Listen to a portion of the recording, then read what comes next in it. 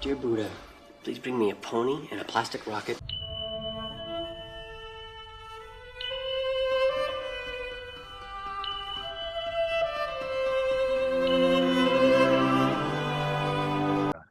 Good evening. Hello, Nembutsu. Good evening. It has been a while. It's been a minute.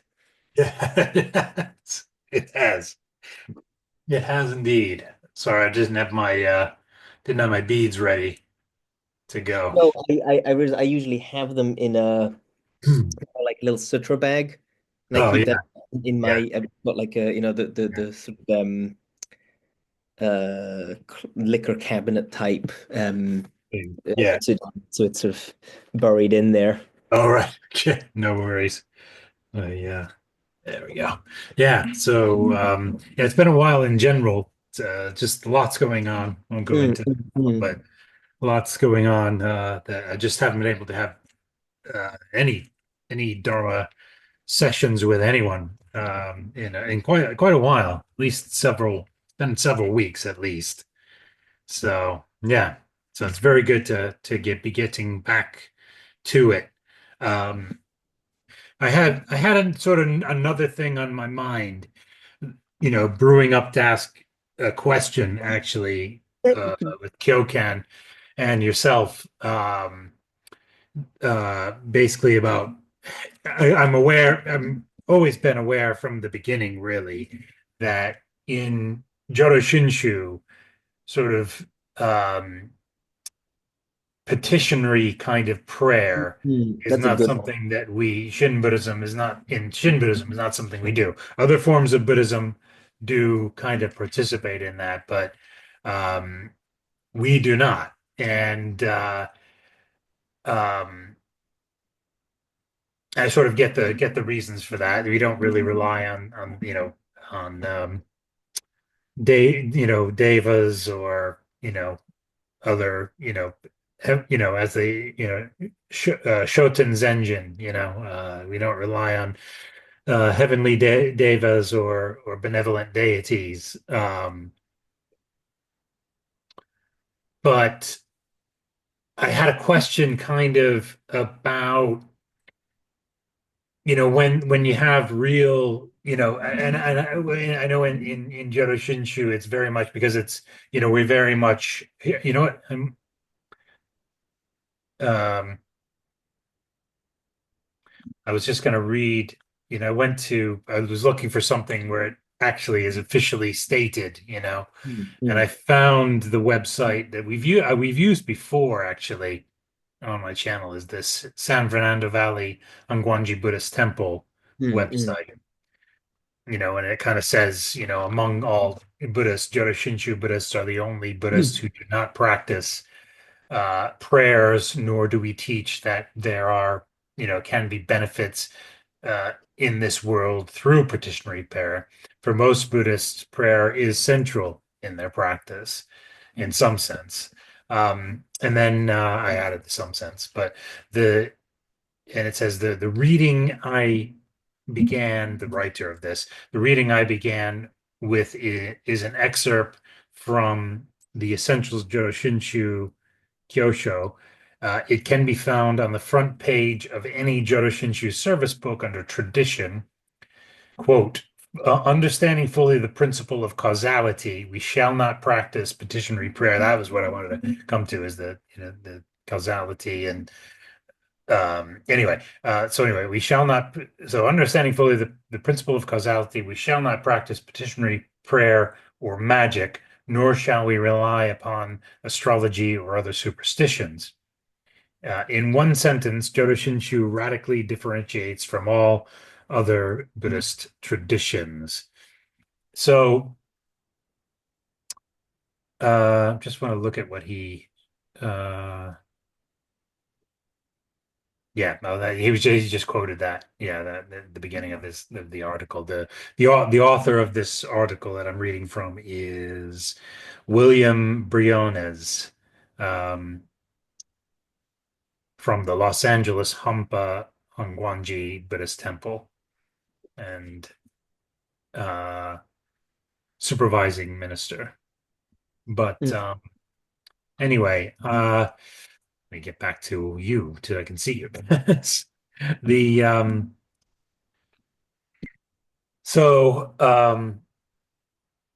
you know, because of the events of the past several months, in various ways, I've had some difficult things happening.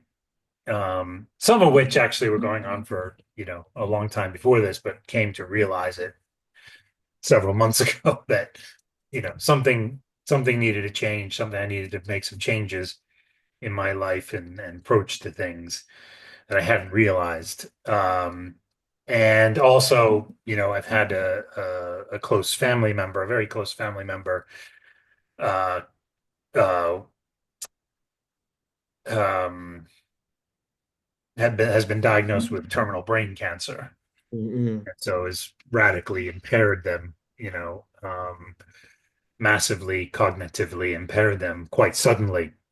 And, this has been a huge change, huge, difficulty in the family. You can imagine. But so anyway, because of these two major things going on in my life, I always seek to look at what does Buddhism say about these things? What is Buddhism's approach to these things? How do I, as a Buddhist, even though I know I'm a Bombu and I don't have any real capacity for any kind of real practice that's gonna, amount to any uh accumulation of merit or altering my karma in such a way that I can, become enlightened eventually. I know that's not a possibility, but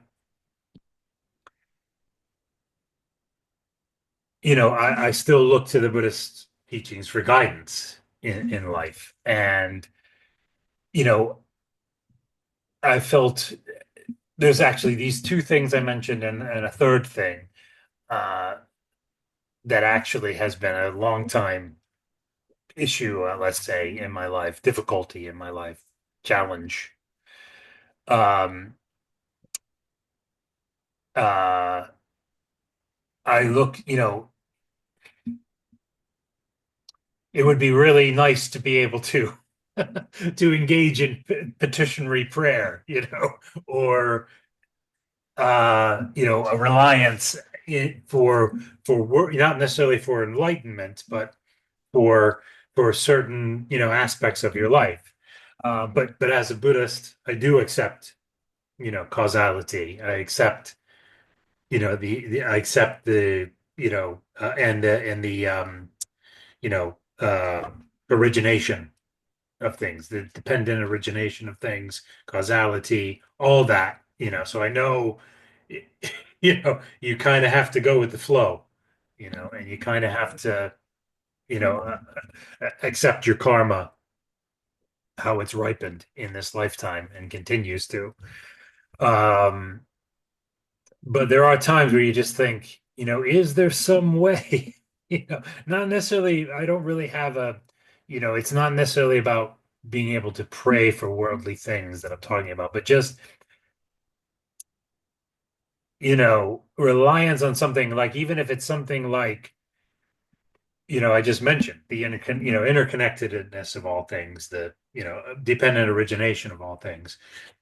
The way I tend to look at that is, that kind of means everything, so you're going to have somehow through that. Is there a way to have what you need? Do you see what I mean? Is there a way in those causes, all those causes and conditions, all that interconnectedness, all of that dependent origination of everything? Is there something and the law of karma, is there a flow of that you can kind of rely on and rest in and draw upon for the power that you might need to live your life? Or do you see what I mean? in It, in it, some in some sense, for a Buddhist, is there some way? Do you see what I mean? it's Is interesting. because I just had this conversation, was it a week or two ago with a couple of other people. So very, very, maybe a week ago actually, very closely related. So a couple of things. I mean, one thing which came up in that conversation also is that I don't see why the intercession of a deity or a bodhisattva or a Buddha, I don't see how that contravenes um, karma. Because, I mean, if I'm about to get hit by a car and, John or Jack or whoever pushes me out of the way, well, they're interceding for my benefit in some way. And that was also part of my karma, right? I mean, actually Yeah. understanding of the flows of Yeah. karma, Yeah. that's, you have to be a Buddha to understand that. But that Yeah. obviously Yeah. isn't. So how is it any different if, Mm. if a deva or a Buddha or something comes in and helps me out? Yeah. And Yeah. I don't think that contravenes the law of karma at all, actually. Mm. Um, and obviously, there's an element of that because Amida's coming in to help us, in the thing that matters most. So can I just, I mean, it's a little bit roundabout, but I really feel I have a response to what, because I really understand what you're talking about here. So just bear with me. I'll try to not. Yeah. Sure. No, of course. Yeah. So, you know, speaking for myself, one of the things that initially really drew me to Shin was the lack of petitionary prayer. And there is a certain, and I don't think you find this anywhere in Shinran, at least is not as far as I'm aware, but there is something that I think is very good in that, you know, if you're not sort of spiritually settled, petitionary prayer can be kind of dangerous because, what if you don't get what you want and then you're resentful, right? And that can get in the way of more important things like your attaining a liberation. And I think of like, friends, I've Muslim friends, Christian friends who expressed, oh, I feel angry with God because they prayed for something they didn't get it, or they're in a difficult situation and he's not helping them. And then that I think gets in the way, right? And it's very easy to see how you transpose that into a Buddhist context, right? It's like, Guan Yin's not helping me, and now I'm angry at Guan Yin for not helping me, and then what I mean, that's gonna get in the way of more important things. Just wanted to pause things for a moment here, and just to say that that I have a slightly different take, or a majorly different take, I guess, on what Johan was saying here. And I had this on my mind at the time when we were having this discussion, but never, and I thought I didn't want to interrupt the flow of the conversation at the time, but I never got back to it to discuss it further. So, or, to bring it in the conversation. So I'm doing it now. Basically, on this point that he was just making, my sort of thinking or approach to this would be that we wouldn't necessarily have that a Buddhist who has truly accepted or been enabled or empowered to by Amida to accept the law of karma, accept our responsibility, our karma, our situation, our issue with things, our life, whatever,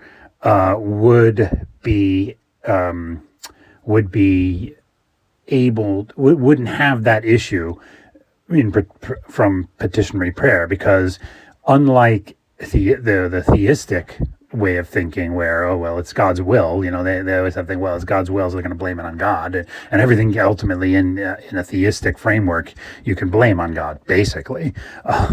More, and they just pick and choose when they apply that, and they just if they don't get something that something doesn't go their way, or they don't get what they want or what they need, or what would be the humane, compassionate, merciful thing to happen in a situation, then they're going to blame their deity, they're going to blame their God. But in Buddhism, we don't really have that same. We don't have that. We don't have this will of God issue, or this issue where we're going to blame a deity, because we ultimately know it's our own karma that put us in our life and on the mess, and that our karma needs to unfold and unripen and unfold and ripen as it does. And we have to be in that process, as I was saying kind of in different ways earlier in in this video, that we have to go with the flow. We have to accept the consequences of our karma, the causality of our own karma, both individually and collectively. So even Buddhists who might be in other forms of Buddhism, who might be praying, in a Buddhist way. I'm not even sure prayer is the right word, but to particular Buddhas or Bodhisattvas, they shouldn't, if they accept the law of karma, if things don't work out the way that and they don't necessarily even pray for it that way. But anyway, if things don't work out the way that they need or want, or would they think is the best, or is a a less painful outcome, or whatever it is, if they're a Buddhist, then they should accept the law of karma and know, okay, well, it's my karma. This is my karmic. So, do you see what I mean? We wouldn't have the same issue around having then blaming the deity because we didn't get our way. Buddhists just wouldn't have that, is what I wanted to come back and say. So for me, that was really helpful, and and here's where I kind of struggle to articulate myself. I really do not abide by, but I don't do petitionary prayer.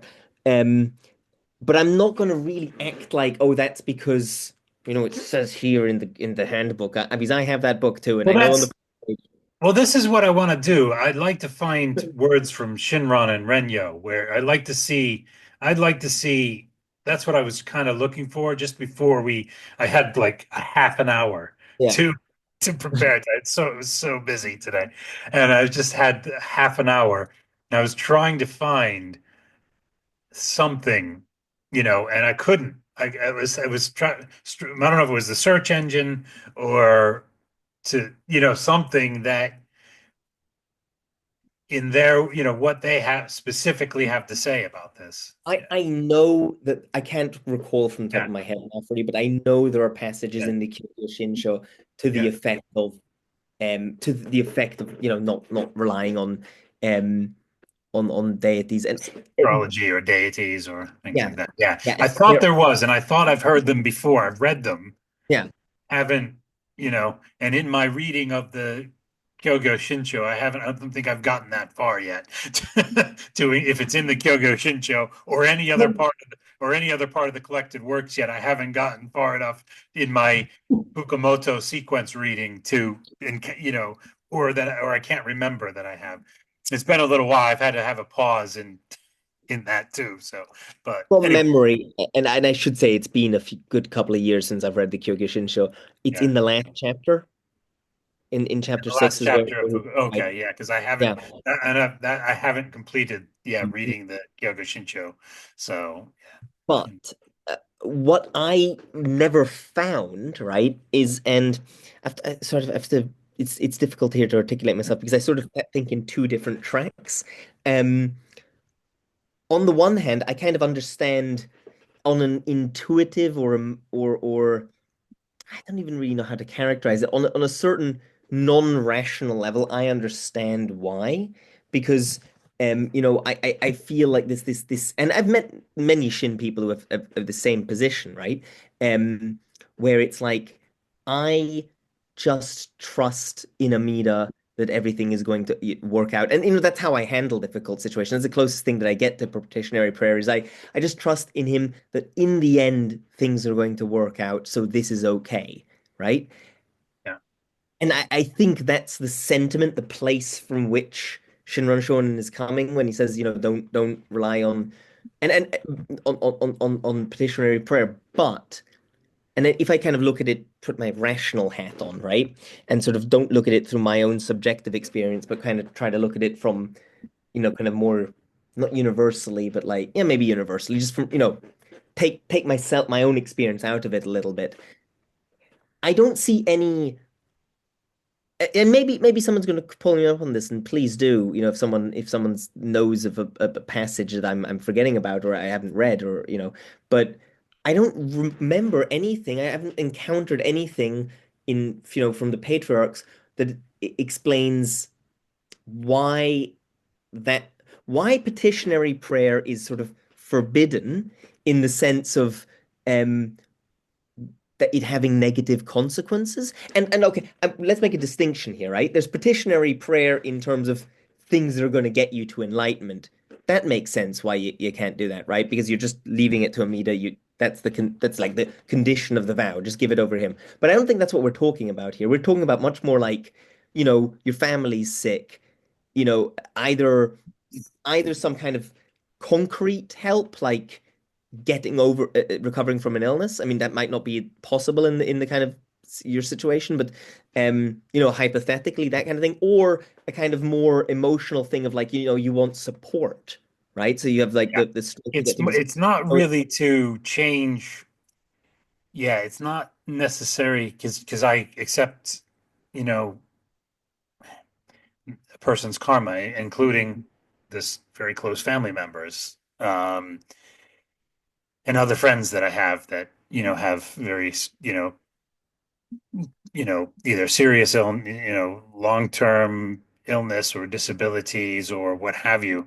And, I accept that. I don't, it's more the, I guess yeah, like you say, it's more of a supportive thing to, to, um,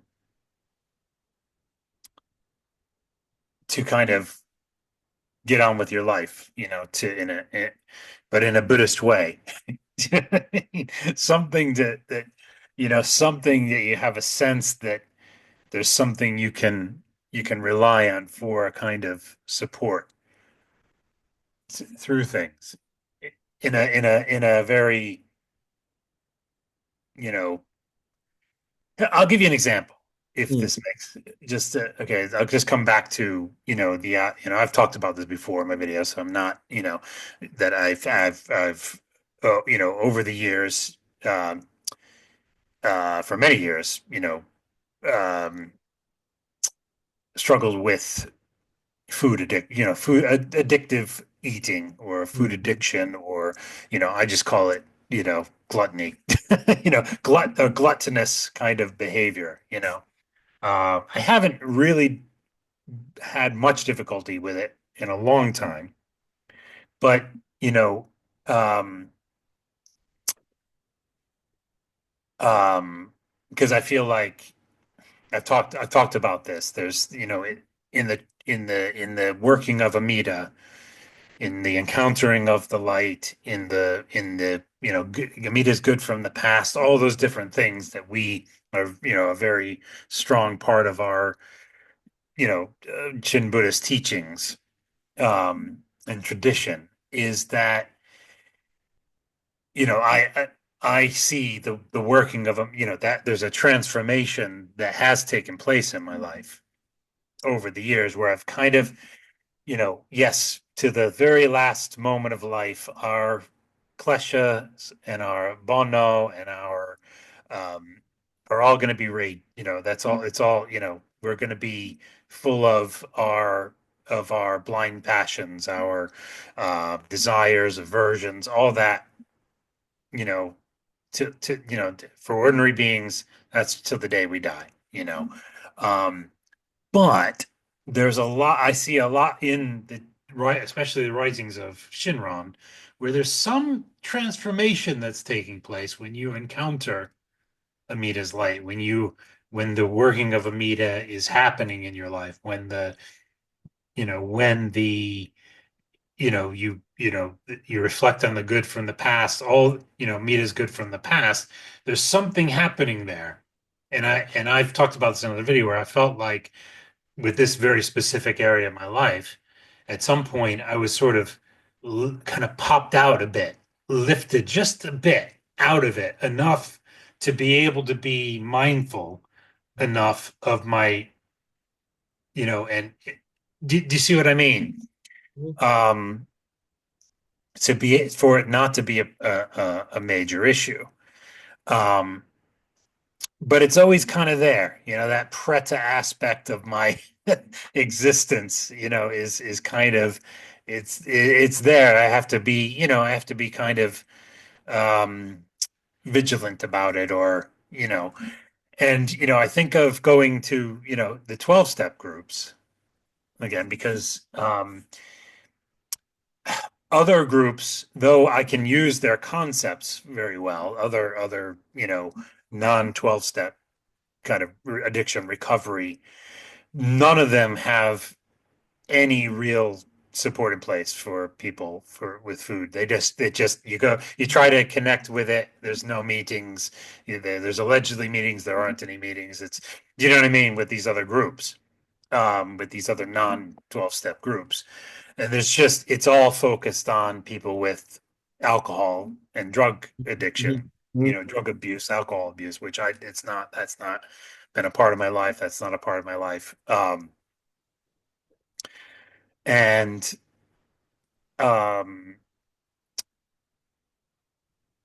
so it's just, I can use their their techniques and their ideas and have incorporated that into, in a Buddhist way. I can see the Buddhism in it.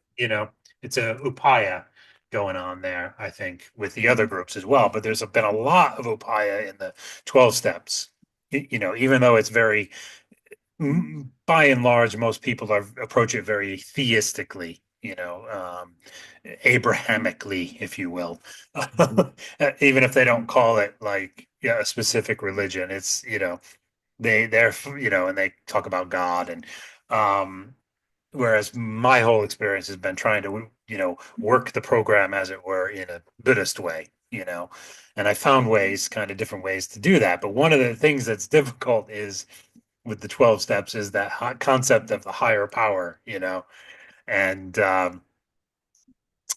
it just doesn't quite completely fit the same way if you're a Buddhist as it does, for people from perhaps another religious path, if you see what I mean. So even if you were a Taoist, it's a little easier, to kind of, but as a Buddhist, it's, there's a difficulty there. You can't really put Amida in there because we don't rely on Amida for these kinds of things. Do you see what I mean? We don't, that's just never been my understanding of the teachings, or my relationship with it. My personal relationship with Amida is more I see it through reflection. I see the working of Amida's, and I see the impact of Amida's light in my life, and upon deeply reflecting, which is also enabled by Amida. But you see what I mean? So that's the personal part. It's not like I'm praying to Amida, oh, Amida, please, can you guide me in this and help me? And that's just never been my understanding of what you're supposed to be doing in teaching, nor has it really ever been my inclination, because even if maybe early on I kind of maybe did that a bit, it was always like, no, this isn't quite how this isn't how it works. Intuitively, even before I really understood the teachings, I somehow, it just didn't, fit. Other than that moment, that really desperate moment I had when I just cried out to him, just realized that for that first time that I was bleeped. When I finally saw the karmic situation, the level of my ignorance, or that initial wave of that in my life, when I remember the moment really clearly, and I literally dropped to the floor flat on my face and just cried out to Amida, help me, Other than that, I don't really do the whole, prayer to Amida. I say the name, and that's his call, to me. That's his, and that's Amida itself, So it just, anyway, so this is to be really specific. This is one way I'm trying to, when I think about getting involved again with the 12, a 12-step group related to food addiction. This has always been the issue. And I was always wondering if there was some way, as a Buddhist, where you could, even in that way, but even just in my general life, aside from the 12 steps, kind of rely on some source of strength or power in just the general, kind of like I see the Nichiren Buddhists and probably to some extent Tendai Buddhists. There's the law of karma. There's this kind of, it's something that it's almost a teaching. They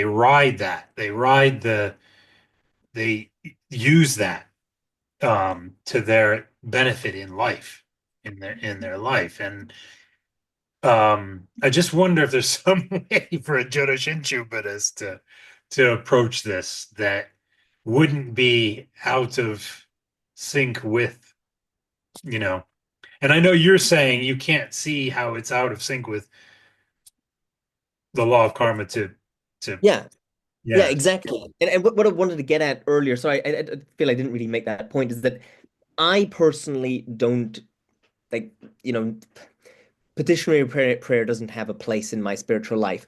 Yeah. But Yeah. but if a Shin person says to me, well, I like what I want, what I need is what I want to do is to pray to Amida to ask Amida for strength, right? Or just or even if it was like a more kind of vulgar material outcome, like I just need this thing, please let me, I lost someone, let me find them again.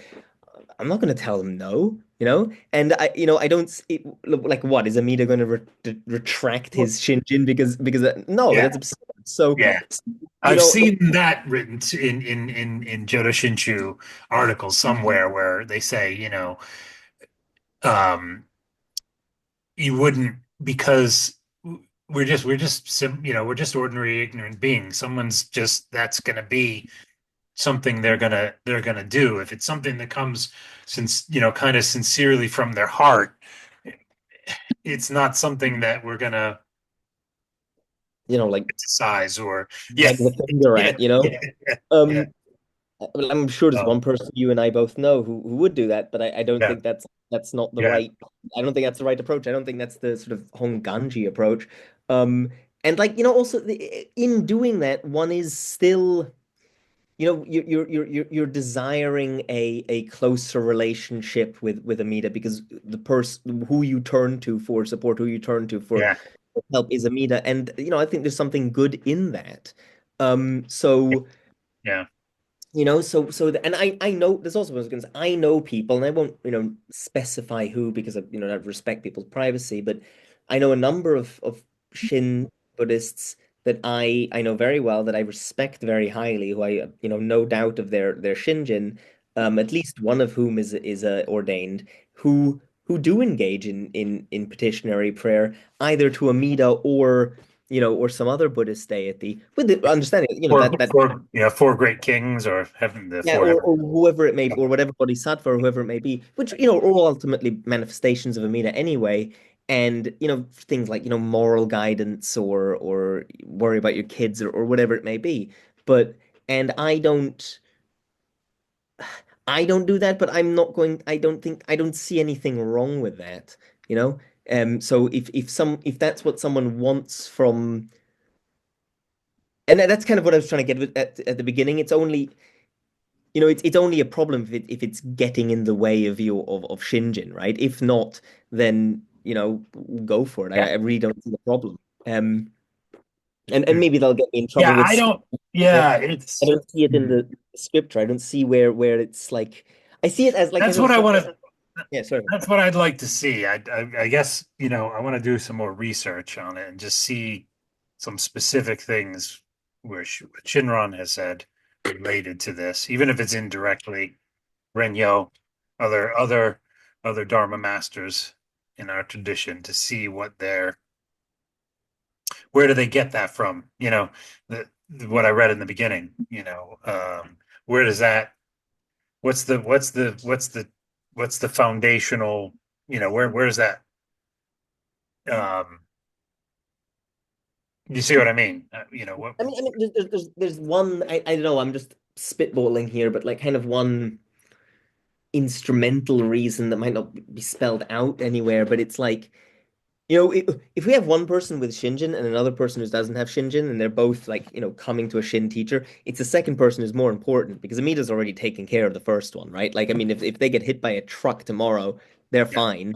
It's Yeah. it's this other person that's a concern, and they're, what you want to make their priorities entrusting to Amida is getting to that point and not sort of becoming distracted with other things. So Yeah. if there's, Yeah. so that's what you're going to make. I kind of think of it like the same way, in the letters, Renyo repeatedly addresses women, and if you read it kind of without context, you'd be like, well, what about men? But like all of the stuff he's saying applies to men also. It's just he's prioritizing women because they're the ones who are, at the time are thinking like, well, I'm not worthy, I'm not, this doesn't apply to me, right?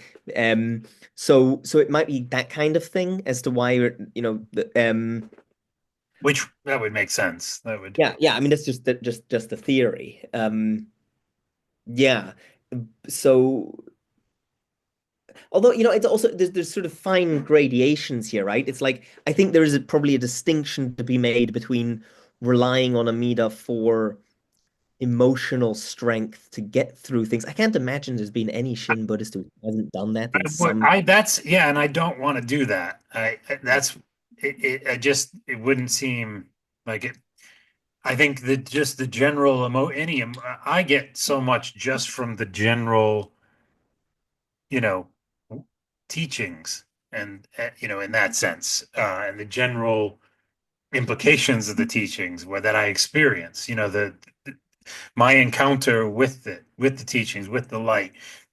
I get that just from as it's already flowing, as it's already happening. So, um, it's more, like, is there some, you know, is there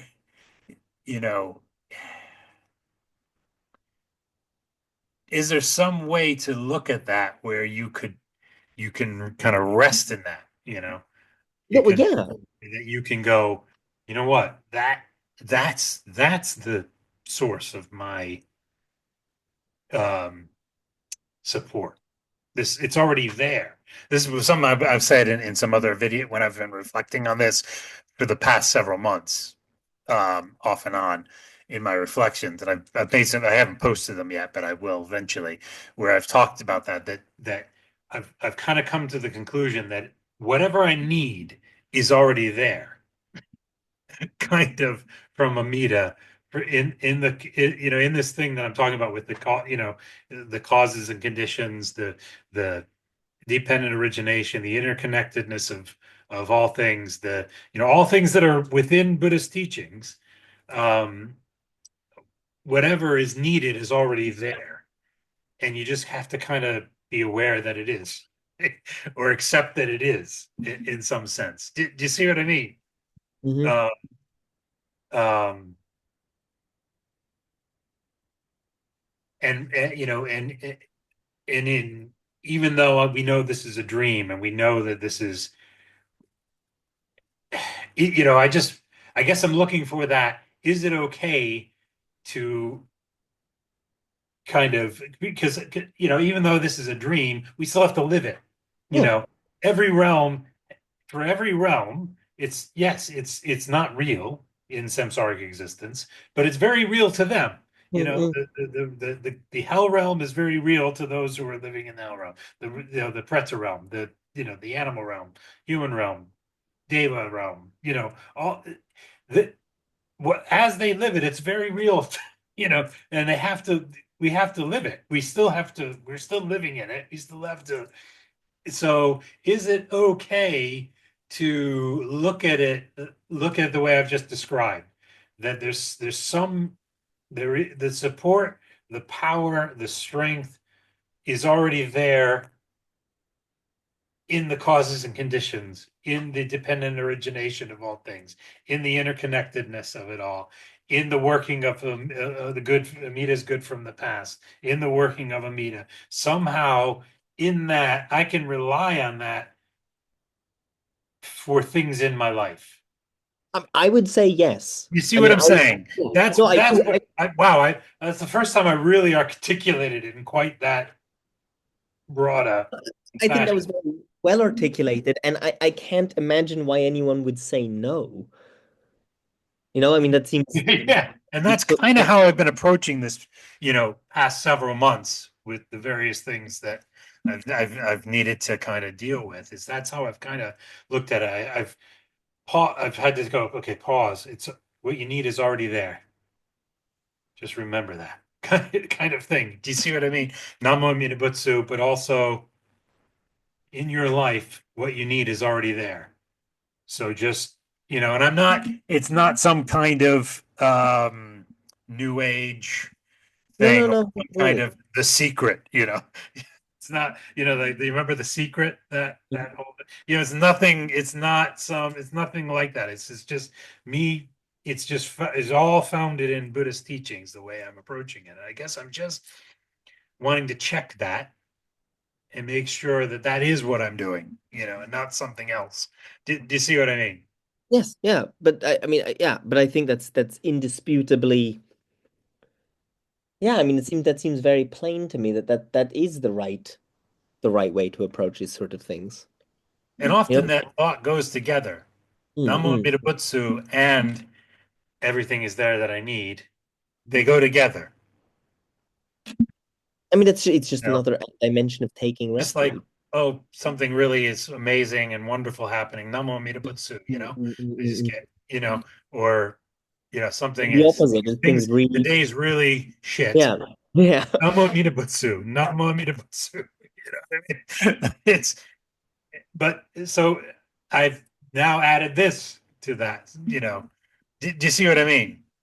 Yeah, yeah. I realize I remember what I already need is already there. Now Mamidabutsu. Well, see, when you phrase it that way, that is entirely my own experience, and that's kind of why in my life petitioner prayer isn't necessary, because that support is already there. Yeah, exactly. That's why I don't feel, just as a Buddhist, it doesn't, I can't, there's just too many issues with it for me. But yeah, okay.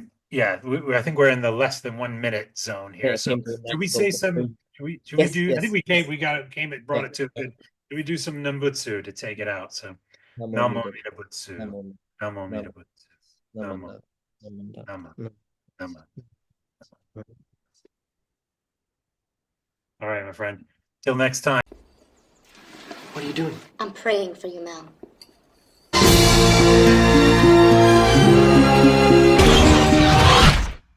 What was that?